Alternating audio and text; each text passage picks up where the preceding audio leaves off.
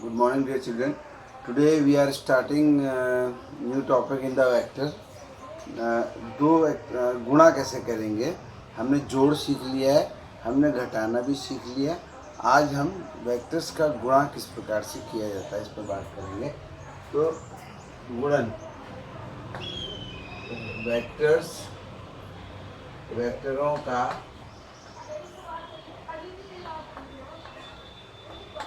गुणन। वेक्टरों का गुणन दो प्रकार का होता है, दो प्रकार का वो है।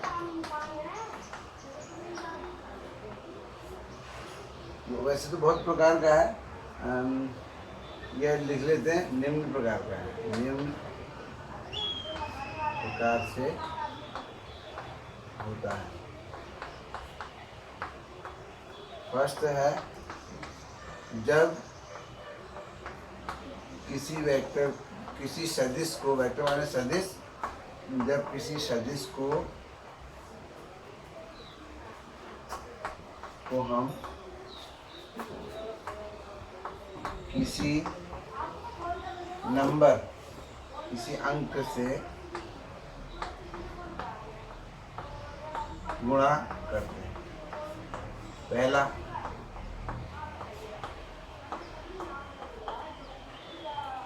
जब किसी सदिश को हम किसी अंक से गुणा करते हैं, जैसे कोई सदिश a है,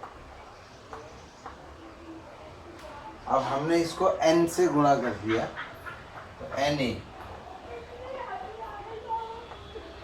ये एक नया सदिश आ गया, मान लिया b।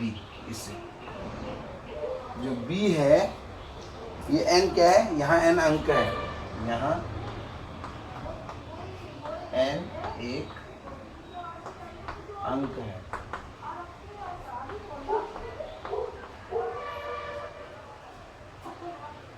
तो b बराबर na हो गया। तो अब ये जो b है और इस a में क्या संबंध होगा, देखिए। पहली बात तो b का यूनिट, b का मात्रा, क्योंकि b a को n गुना कर दिया, n एक अंक है, इसका कोई वो नहीं, यूनिट नहीं है, तो b का यूनिट और a का यूनिट एक ही होगा। यहाँ b व a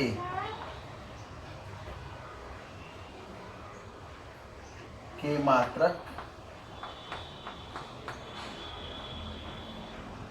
व दिशा, मात्रक व दिशा, दोनों दिशा भी समान होगी, दिशा समान होगी, समान होगी।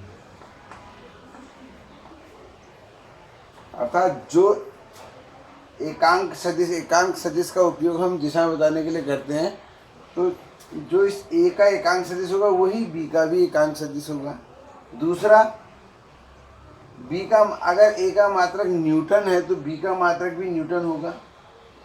ठीक है, तो अंतर क्या आया, अंतर ये आया बस कि a का जो परिमाण है और जो b का परिमाण है, b का परिमाण a के परिमाण का n गुना हो जाएगा, यानी कि इस n का असर केवल परिमाण में होगा। केवल, हम यहाँ पे लिखेंगे, केवल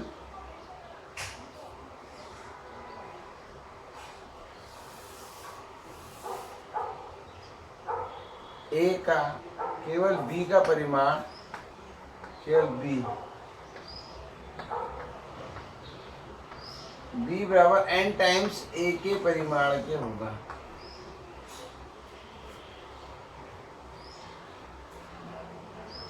यह है पहले प्रकार का गुणा, कि जब किसी वेक्टर का किसी नंबर से गुणा हो जाता है तो नया वेक्टर जो बनता है वो पहले वेक्टर की ही दिशा में होगा। यानी कि अगर वेक्टर a ऐसे है और n की जगह 5 ले लेते हैं मान लिया, तो b जो है 3 ले लेते हैं, तो b जो है वो 3a है। तो देखिए b और a की डायरेक्शन एक ही है, b और a की दिशा एक है। नंबर एक, नंबर दो, b a अगर जो मात्रक होगा वही b का भी होगा, बस a की लंबाई b की लंबाई a की लंबाई का 3 गुना होगी। इस प्रकार से अगर किसी वेक्टर को नंबर से गुणा कर देते हैं तो नया वेक्टर इस प्रकार से हो सकता है। जरूरी नहीं कि नया वेक्टर ए से बड़ा ही हो, कई बार कोई दूसरा नया वेक्टर बी जो है वो मान लिया ए का 0.5 गुना है, ऐसा भी हो सकता है कि वेक्टर बी ए का 0.5 गुना है। तो इस प्रकार से हम जो है किसी वेक्टर का जब हम किसी नंबर से गुणा करते हैं तो क्या होगा।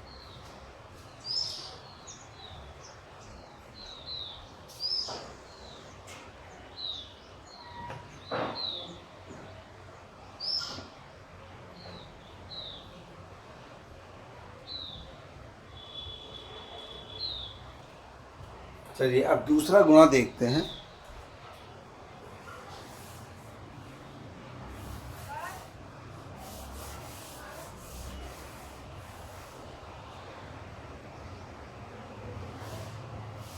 दूसरा, जब सदिश को किसी अदिश से गुणा करते हैं, किसी अदिश से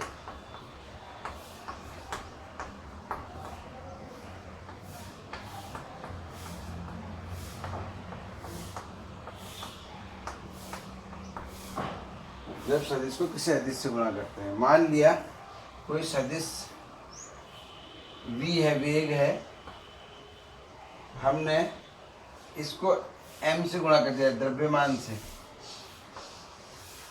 तो नया वेक्टर जो आया मान लिया उसको हमने p कह दिया।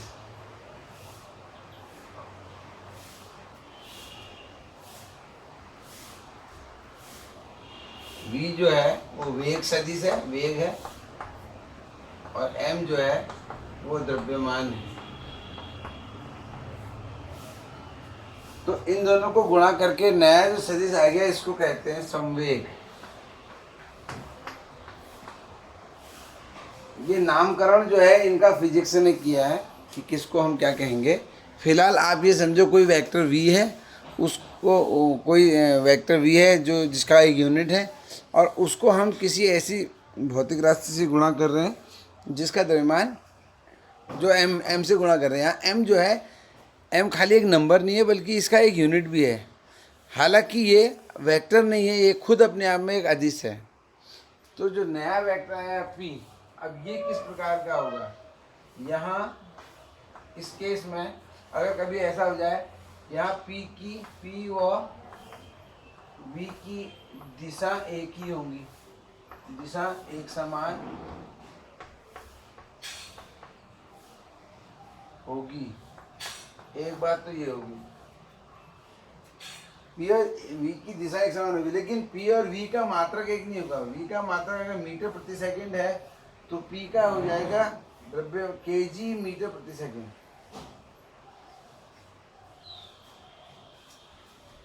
यहाँ p व v के मात्रक भिन्न भिन्न होंगे। क्यों होंगे, कारण समझ गए होंगे आप। पिछली बार जब हमने गुणा किया था तो ये एक नंबर था, इसका अपना कोई मात्रक नहीं था, इसलिए b का मात्रक एक ही मात्रक था। परंतु यहाँ पर m का भी अपना मात्रक है और v का अपना मात्रक है, तो p का जो मात्रक होगा वो m के मात्रक और v के मात्रक से गुणा होके आएगा। अर्थात v का मात्रक अलग है और p का मात्रक यहाँ पर अलग है। अब बात आती है तीसरी बात कि p का परिमाण,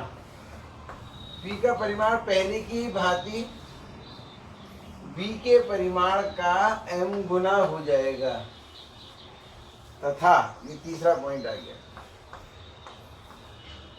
तो आपको याद रखना है, जब किसी सदिश को हम किसी ऐसे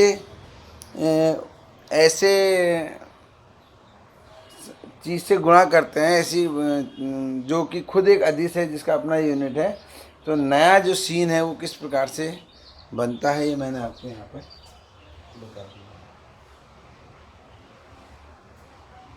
तो ये था हमारा दूसरे प्रकार का गुणा। अब हम बात करते हैं तीसरे प्रकार के गुणा की।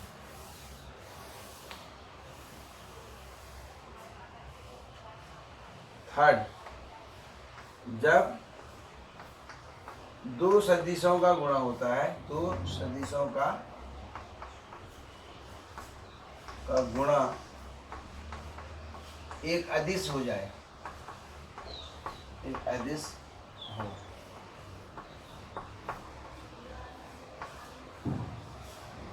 जब दो सदिशों का गुणा एक अदिश हो, तो दो सदिशों का गुणा अदिश होता है। देखिए आपको याद होगा, कार्य बराबर होता है बल गुणा विस्थापन।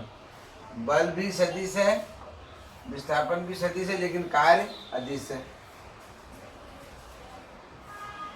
यहाँ पर W जो है वो अदिश है, और इसको हम कहते हैं कार्य, और F जो है ये सदिश है, ऐसे कहते हैं बल, और D जो है ये विस्थापन है, ये भी सदिश है।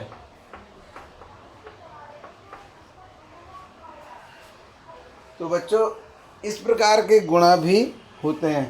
तो कई ऐसे गुणा को, जब दो सदिशों का गुणा एक अदिश होता है, इसको हम कहते हैं अदिश गुणन के नाम से भी फेमस है ये अदिश, या इसे डॉट गुणन भी कहते हैं, डॉट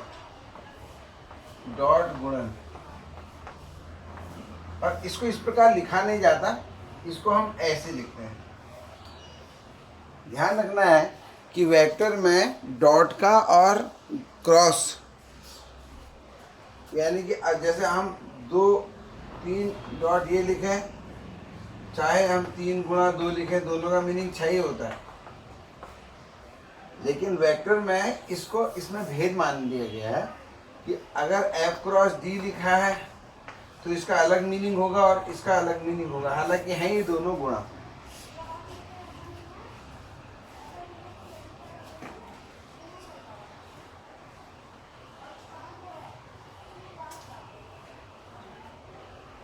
लेकिन ये है दोनों गुणा, तो इस प्रकार से हम डॉट गुणन को ऐसे दिखाते हैं, F डॉट D। और ये तो मैंने एक एग्जाम्पल दिया, इस प्रकार का गुणा होता है फिजिक्स में, जब हम दो सदिश राशियों को गुणा करते हैं लेकिन आता है अदिश। इसको कहते हैं अदिश गुणन या डॉट गुणन। अदिश गुणन क्यों कहते हैं? क्योंकि इनका गुणा एक अदिश राशि आता है। अब आखिर इस गुणा को निकालते कैसे, किस प्रकार का है, तो इस पर आगे बात हम करते हैं। कोई भी दो वेक्टर अगर हैं A, इसको आगे से लिखोगे, इसको लिखने के बाद A डॉट B अगर है तो अदिश, इसको हम अदिश गुणन कहेंगे। मान लिया, तो इसका मीनिंग होता है, ये कुछ भी हो, यहाँ पे PQR जो भी है ये होगा अदिश, और इसका मीनिंग होता है AB cos थीटा। इसका क्या मीनिंग है? अगर ये हमारा A है और ये B है, मान लिया दोनों वेक्टर, और इनके बीच का कोण थीटा है, तो इनका जो डॉट गुणन है वो इस प्रकार से निकलेगा। अब देखिए यहाँ AB वेक्टर है और BB वेक्टर है, और यहाँ पर AB cos थीटा लिखा गया है। यहाँ पर ये सब परिमाण ही परिमाण है, ये A इसका परिमाण, AB इसका परिमाण, और cos थीटा इनके बीच का एंगल है, यानी कि ये पूरा अदिश है। इस तरीके से अदिश गुणा का सूत्र है, A डॉट B बराबर AB cos थीटा होगा। जैसे अभी हमने लिखा W बराबर था F डॉट D, तो इसका मान हो गया FD cos थीटा। यानी कि अगर आपको बल और विस्थापन का डॉट गुणा निकालना है तो आपको इस सूत्र का प्रयोग करेंगे, FD cos थीटा। तो आपको F भी पता होना चाहिए, D भी पता होना चाहिए, cos थीटा भी पता होना चाहिए, तभी आप इसको निकाल पाएंगे। इसी प्रकार से एक शक्ति, पावर बराबर होता है बल और वेग का डॉट गुणन। तो इसको हम क्या लिखेंगे, FV cos थीटा। यानी कि आपको F वेक्टर पता होना चाहिए, जैसे यहाँ A और B पता है तो A डॉट भी हमने लिख दिया। ऐसे F वेक्टर और V वेक्टर और इनके बीच का कोण भी आपको पता होना चाहिए, तभी आप डॉट गुणन निकाल पाएंगे। तो चलिए डॉट गुणन को थोड़ा सा आगे बढ़ाते हैं।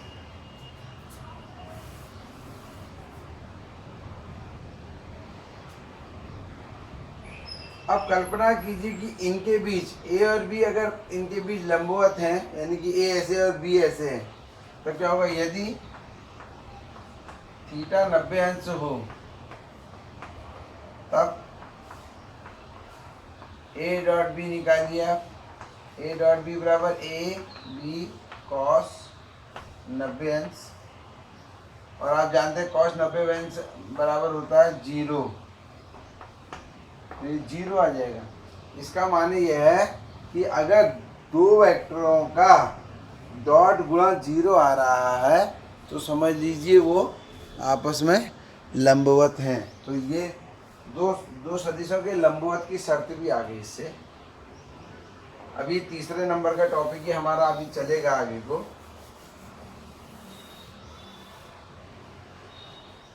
यदि अतः यदि ए डॉट बी यानी कि दो वेक्टरों का डॉट गुणन 0 आ जाए तब वेक्टर ए लंबवत होगा वेक्टर बी के। ठीक है, इसका माने दो वेक्टर के लंबवत है तो उनके डॉट गुणन 0 होंगे। अब हम चलिए आगे बढ़ते हैं थोड़ा सा और। अब हम एकांक सदिशों के डॉट गुणन निकालते हैं। एकांक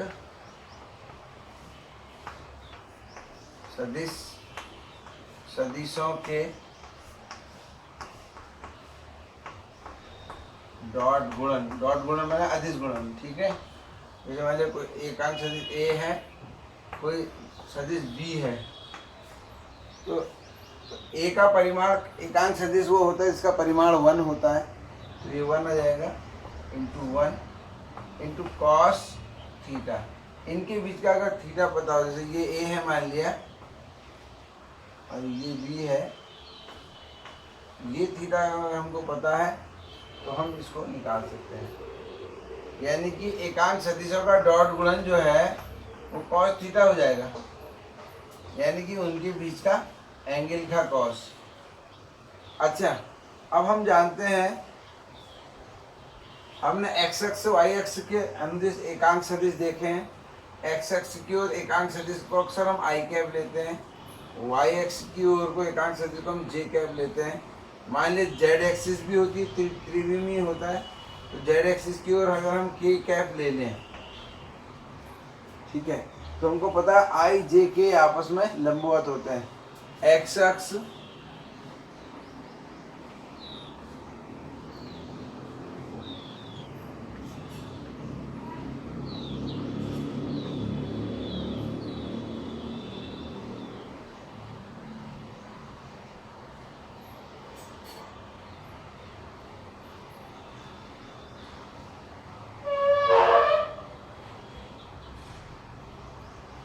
ये एक्स एक्स है, ये वाई एक्स है, ये जेड एक्स है। तो एक्स एक्स की ओर कोई भी चीज़ दिखाते हैं तो हम ज्योमेट्री में आई कैप डायरेक्शन ले लेंगे। अगर हम कहीं पे लिख दें वेक्टर ए बराबर वेक्टर एफ बराबर कोई फोर्स है 5 आई कैप है, न्यूटन है, तो आप समझ जाइए कि ये जो फोर्स है 5 न्यूटन का और इधर को एक्स एक्स की ओर को लगा है। तो ये अक्सर हम इसलिए उपयोग करते हैं। अब हम इन वेक्टर्स का डॉट गुणन सीखते हैं। अच्छा, अगर दो वेक्टर हैं, दोनों एक्स एक्सिस की ओर हैं, तो आई डॉट आई इनका डॉट गुणन क्या होगा? इसी सूत्र से। आई और आई के बीच का एंगल 0 होता है, तो आई डॉट आई बराबर कॉस थीटा, क्योंकि हर एकांक सदिशों का डॉट गुणन का सूत्र ये लिखा है। आई डॉट आई बराबर आई का परिमाण 1, इस आई का परिमाण 1 इंटू कॉस 0, और कॉस 0 भी 1 होता है तो 1 हो जाएगा। तो आप देखिए आई डॉट आई बराबर 1 आ रहा है, तो आपको ये याद रखना है।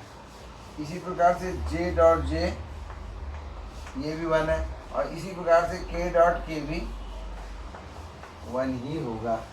तो दो एकांक सदिश अगर हैं तो उनका डॉट गुणन का जो सूत्र है वो इस प्रकार से हमने लिख दिया है। अब देखिए आप इसको आई डॉट जे अगर हम निकालें,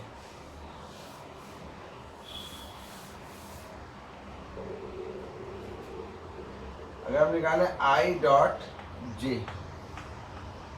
तो आई और जे के बीच में एंगल आएगा कॉस थीटा, लेकिन आई होता है एक्स एक्सिस की ओर, जे होता है वाई एक्सिस की ओर, तो cos 90 हो जाएगा और cos 90 होता है जीरो। तो आई डॉट जे अगर कहीं पर आ गया तो आप उसको जीरो समझो। इसी प्रकार से जे डॉट के भी जीरो होगा क्योंकि जे है ऊपर को और आई इधर को, जे ऊपर को और के इधर को, तो जे डॉट के भी जीरो होगा और इसी प्रकार से के डॉट आई भी जीरो होगा। तो आपने इसी प्रकार से आई जे के डॉट गुणन किस प्रकार से होंगे ये आपने सीख लिया। चलिए थोड़ा सा और आगे बढ़ते हैं इसी में डॉट गुणन में ही।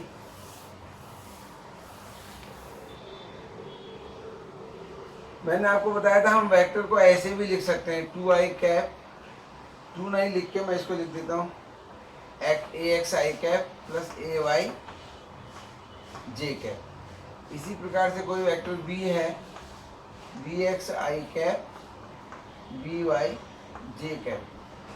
तो आप जानते हैं इसका क्या मतलब है। इसका मैंने कोई वेक्टर a है उसका x घटक ax है और y घटक ay है, यानी कि ये जो वेक्टर दिया है आपको a, ये दो लंबवत घटकों के रूप में, हमने लंबवत घटक के रूप में कैसे वेक्टर को लिखते हैं ये पूर्व की क्लासों में देखा है। इसी प्रकार से b बराबर बी एक्स आई, ये दूसरा वेक्टर है, इसका x घटक है, ये इसका y घटक है। अब हमें a डॉट b निकालना है, तो हम कैसे लिखेंगे, ax i cap plus ay J cap dot bx i cap plus by J cap. बच्चों आपको दो ब्रैकेट्स का गुणा करना आपने सीखा है, तो उसी को आप थोड़ा सा सॉल्व कर लीजिए। तो आपको याद होगा कि पहले इसका इससे करेंगे, फिर इसका इससे, फिर इसका इससे, फिर इसका इससे। जब हम इनको गुणा करेंगे तो आई और आई का भी गुणा होगा और आई डॉट आई अभी हमने प्रूव किया है 1 होता है। तो जब इसका इससे गुणा होगा तो आई डॉट आई, तो बीच में डॉट भी है, आई डॉट आई 1 हो जाएगा तो आ जाएगा ए एक्स बी एक्स। लेकिन जब इसका इससे करूँगा तो ए एक्स बी वाई होगा, लेकिन आई डॉट जे हो जाएगा और आई डॉट जे होता है 0, तो ये टाइप छोड़ देंगे। फिर इसी प्रकार से इसका इससे करूँगा तो ए वाई बी एक्स, लेकिन जे डॉट आई यह भी 0 हो जाएगा और ए वाई जब गुणा करूँगा बी वाई तो ये जो है जे डॉट जे 1 हो जाएगा और ए वाई बी वाई आ जाएगा। तो आपने देखा कि ए डॉट बी बराबर हमारा क्या आ गया, यानी कि दो वेक्टर अगर घटकों के रूप में है तो उनका डॉट गुणन बहुत आसान है। आई वाले को आई से गुणा कर दो, आई डॉट आई 1 हो जाएगा, बाकी ए एक्स इंटू बी एक्स रह जाएगा, प्लस जे और जे को गुणा कर देंगे। बाकी आई का जे से या जे का आई से जो गुणा होगा वह जो है 0 हो जाएगा, तो वो हट जाएंगे। ठीक है। इसी प्रकार से अगर ये वेक्टर एक्स वाई जेड 3 घटक के रूप में होता है, ए जेड के और प्लस यहाँ पे बी जेड के होता, तो बच्चों ये भी जो है यहाँ पर एक और आ जाता, तो यहाँ पर ए जेड बी जेड और आ जाता। फिलहाल हम इसको अभी छोड़ दे रहे हैं। इस प्रकार से डॉट गुणन जो है अगर वेक्टर घटक के रूप में लिखा है, बच्चों अगर वेक्टर घटक के रूप में लिखा है तो इसके और भी बहुत सारे ऑपरेशन है जो बहुत सरल हो जाते हैं। ये इसको आप नोट मत करना, खाली समझ लीजिए। अगर मुझे कोई वेक्टर दे रखा है, ये है वेक्टर ए और ये है वेक्टर बी, ए के घटक ये हैं, बी के घटक ये हैं, और मान लिया ए और बी के बीच का एंगल थीटा है। अब हमसे कहा है इन दोनों को जोड़िए। चित्र में अगर हम इसको जोड़ते हैं तो हमें क्या करना पड़ेगा, समांतर चतुर्भुज पूरा करना पड़ेगा और ये आपका वेक्टर ए प्लस बी होगा। लेकिन अगर दोनों वेक्टर घटक के रूप में ऐसे ऐसे लिखे हैं तब इनको बहुत ही आसान है जोड़ना। सीधे आप लाइन खींच दीजिए, इधर आ जाएगा ए प्लस बी और यहाँ आई और आई ये एक ही डायरेक्शन में होंगे और जो वेक्टर अगर एक डायरेक्शन में होते हैं सीधे जुड़ जाते हैं। तो इसको मैं लिख सकता हूँ ए एक्स प्लस बी एक्स आई, और ऐसे इधर से ए वाई प्लस बी वाई जे। तो अगर वेक्टर घटक के रूप में लिखा है तो आप वो वाला सूत्र नहीं लगाएंगे। कौन सा वाला? ए और बी वाला। कौन सा? √a² plus b² plus 2ab cos theta. Theta लेने की आपको ज़रूरत ही नहीं है। तब इस ढंग से आप सीधे दो वेक्टर्स को ऐड कर सकते हैं। फिलहाल अभी हम गुणा करने की बात कर रहे हैं, तो ऐड को हम यहाँ से हटा देते हैं। अच्छा, एक चीज़ और देखिए, इसमें एक खास बात और है डॉट गुणा में, कि a डॉट b बराबर हमने लिखा ab cos थीटा। और आप जानते हैं ए बी को मैं आगे पीछे बी ए भी लिख सकता हूँ, क्योंकि ए बी और बी ए बराबर ही होते हैं। और अब ये क्या हो गया? ये हो गया बी डॉट ए, अर्थात ए डॉट बी बराबर बी डॉट ए होता है। तो डॉट गुणा में कोई दिक्कत नहीं है, आई डॉट जे लिखो या जे डॉट आई लिखो, क्योंकि आई और जे के बीच में 90 अंश का कोण होता है, इसलिए इनका डॉट गुणा 0 ही होगा। ठीक है, तो इस प्रकार से ये डॉट गुणा का मैंने आपको कुछ एग्जाम्पल बताए। डॉट गुणा से फिजिक्स में हम क्या निकालते हैं? कार्य निकालते हैं। जैसे अभी सूत्र बताया था, कार्य बल डॉट विस्थापन। तो वहाँ बल क्रॉस नहीं बनाएंगे, डॉट ही लिखेंगे। तो यहाँ पर अब हमें थोड़ा सा ध्यान रखना है। अभी तक हमें डॉट और क्रॉस के बारे में ऐसा कुछ बताया नहीं गया था, लेकिन अब क्योंकि तुम कक्षा 11 में आ गए हो, अब डॉट को और क्रॉस को ध्यान रखना है।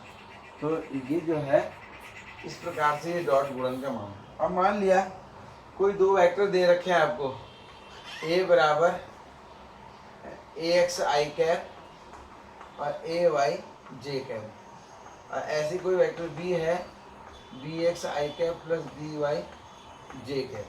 अब आप जानते हैं कि ये दो वेक्टर हैं, इनका डॉट गुणन आप निकाल ही सकते हैं। मैंने बताया था अभी ax bx plus ay by हो जाएगा। अब तुमसे कहा इन दोनों के बीच का एंगल बताओ। अभी चित्र मैंने बनाया था, मान लिया इस प्रकार से है, ये A है, ये B है, और इनके बीच का एंगल, ये थीटा हमें बताना है। तो हमें पता है A डॉट B बराबर क्या होता है? AB cos थीटा होता है। तो cos थीटा बराबर क्या हो जाएगा? A dot B upon AB। और cos थीटा बराबर A डॉट बी आप इस ढंग से निकाल लेंगे, ax bx plus ay by। अब ये a और b आप कैसे निकालेंगे? आपको याद होगा कि जब वेक्टर ax प्लस ay था, मैंने आपको बताया था कि अगर कोई वेक्टर हमें इस रूप में दिया है, तो इस ax आई दिया है, ay दिया है, a नहीं दिया है, तो इस a की वैल्यू हम कैसे निकालते हैं? a की वैल्यू निकालते हैं ऐसे, √ax² प्लस ay²। इसी प्रकार से b की वैल्यू हम निकाल लेंगे, b बराबर √bx² प्लस by²। इन दोनों की वैल्यू को यहाँ रख देंगे, ax² ay² bx² इन वैल्यूज को रख के आप हल कर लेंगे इसको, और इस तरह से आप थीटा का पता बता देंगे। तो इस प्रकार से बच्चों, दो वेक्टर्स के बीच का एंगल भी हम निकाल सकते हैं डॉट गुणन के माध्यम से। तो होप कि तुम्हारे को इजी और समझ में आया होगा। इसको कई बार देखना पड़ेगा, और इससे पहले घटक को, ये वाले जो हमने, जहाँ ए को हमने इस प्रकार से कैसे लिखते हैं, और अगर ये दिए हो तो ये कैसे निकालते हैं, ये दिया है तो ये दोनों कैसे निकालते हैं, ये मैंने आपको लंबवत घटक वाले में भली भांति एक्सप्लेन किया है। तो इसको ज़रा अभ्यास कर लीजिए।